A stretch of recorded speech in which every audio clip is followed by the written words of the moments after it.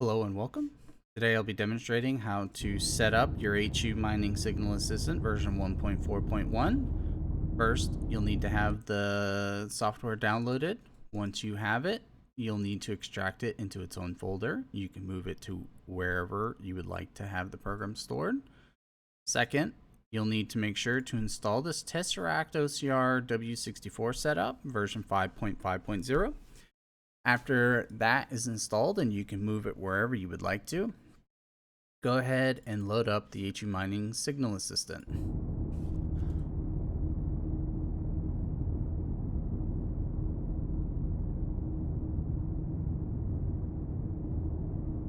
Okay, once loaded, you'll be prompted with this little screen here that says HU Setup. Go ahead and select these options if you would like to use the overlay, otherwise just leave them unchecked. Then you'll be presented with this waiting for signature.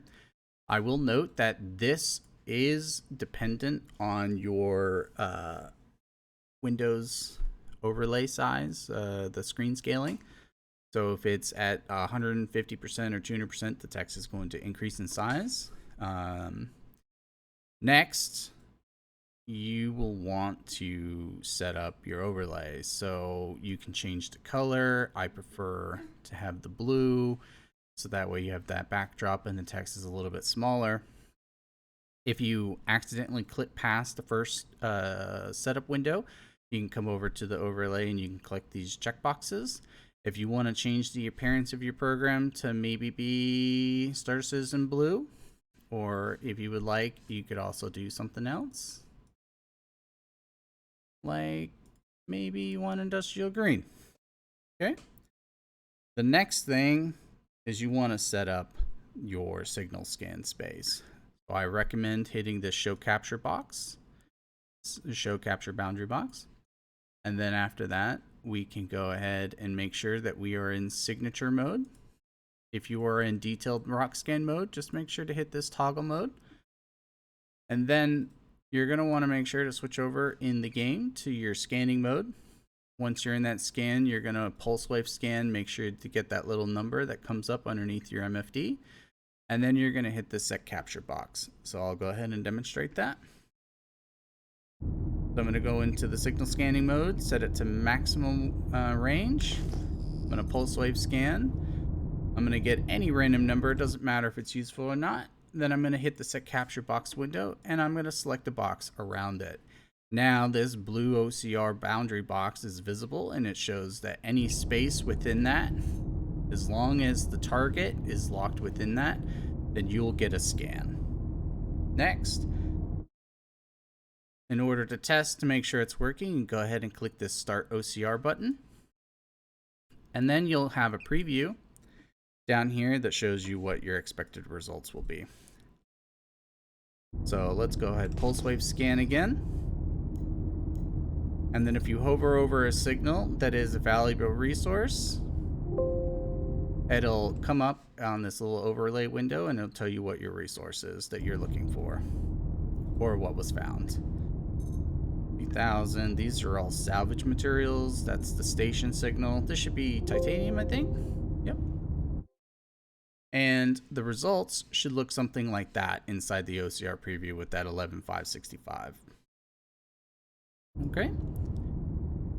Next, why don't we go up to that resource and go set up the mining mode as well. That boundary box is not needed once you have identified it, so you can go ahead and uncheck that box. But we'll go ahead and hit that button once we have set up the boundary box for the resources as well. I'm going to switch over to mining mode.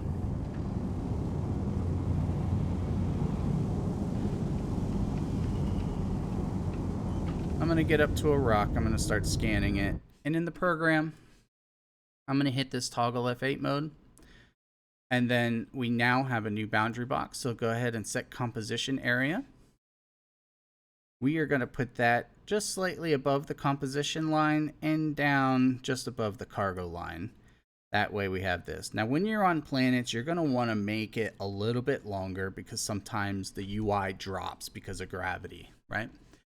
Now you'll see that we also have a new UI that's here. When you have 100% scaling, this text is a little bit better. So for the time being, I'm going to put it in the center of the screen for convenience.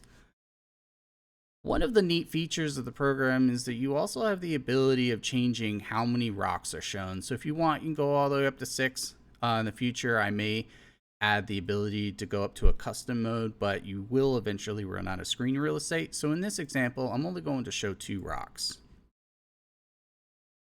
Followed by, if you also, in the profile and logs, you can set the location. So currently I'm at crew L1. I'm going to apply the location. So now every scan after this one will show up in the logs. So it shows in crew L1, I've identified this rock source and it has an 89% accuracy. I'm going to go ahead and move this out the way and I'm going to scan the next rock. For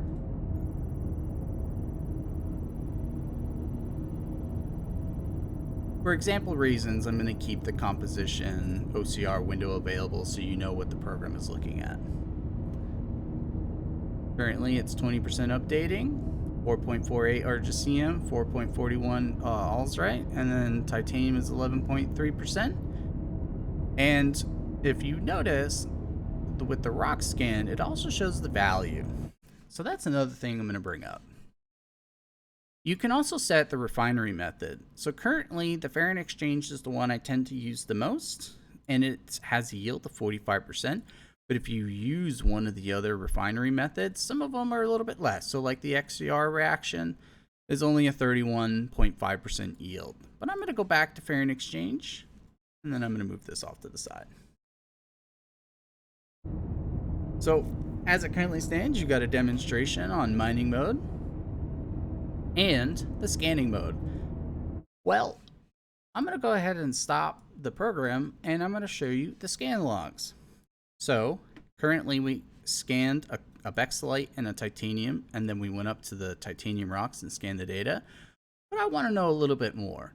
So I have the today chart, and it shows you that in crew 1, I have an estimated value of 142,000 AUEC, and titanium was the one that gave us the most value. Now these points are generally based on the amount of percentage of the rocks that were scanned. So if you scanned multiple rocks, say 2 rocks, it'd be 200%. So 108% of the 2 rocks that I scanned was mostly titanium. And it also gives you the quality rating as well, which seems to have a UI bug because it is off screen. So I'll have to get that fixed. Okay. Outside of that, that is the fundamentals of the program. If you have any issues, I have added this help tab that has the Discord link so you can come join us and talk to the community, and I can also provide some setup or help. And then I also have a setup guide just in case you need some additional assistance. And then for another neat feature, I also have the sounds that are available. If you would like, you can also choose your own wave audio files. I prefer the Mario coin sound. And then by default, all the sounds are set up. But if you prefer, you can set up your own signal ranges. And there are also different tones for the different jackpots. I also have different profiles. So you have one ship like the Golem or the Prospector and the Mole, and you need to set them up slightly differently. You can have different profiles here. But that's pretty much everything. I would also like to note that there's this auto debug checkbox. I highly recommend to keep it on for the time being while the program is currently in development.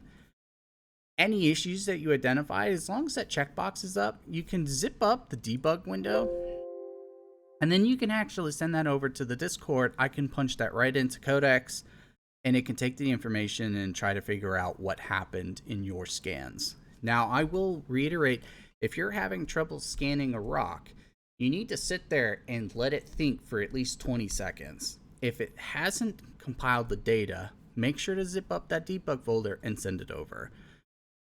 Now, it'll keep capturing for as long as you play your whole play session, and the zip debug will zip up the whole thing and send it over, and it'll give me a very clear history of all the time and all the issues that OCR was having.